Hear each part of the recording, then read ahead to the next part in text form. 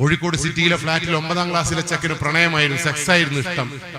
ആ 9ാം ക്ലാസ്സിലെ അമ്മയെ, ഈ 9ാം ക്ലാസ്സിലെ ചെക്കനാണ് ആ അമ്മയെ ബലാത്സംഗം ചെയ്ത് നശിപ്പിച്ചു കളഞ്ഞത്. എരഞ്ഞിപ്പാലത്തുള്ള ആ കച്ചവടക്കാരനെ 18 വയസ്സുകാരിയായ പെൺകുട്ടിയെ ലോഡ്ജിലേക്ക് വിളിച്ചു കൂട്ടിക്കൊണ്ടുപോയി.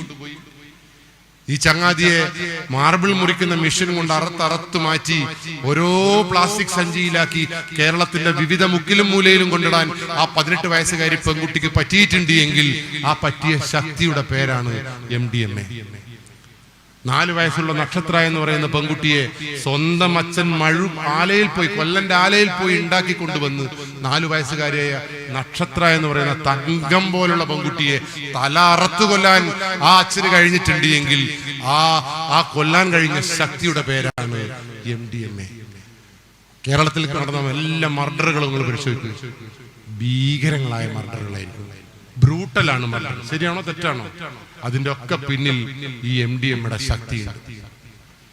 അത് കേരളത്തിലെ 5 വയസ്സുള്ള ചെക്കന്റെ കയ്യിൽ ഉണ്ട് എങ്കിൽ നിങ്ങളെ വീട്ടിലേക്ക് ഇത് എത്തിയിട്ടുണ്ടോ നോക്കണം. ബബിൾഗം അതിന്റെ 1ാമത്തെ തുടക്കമാണ്.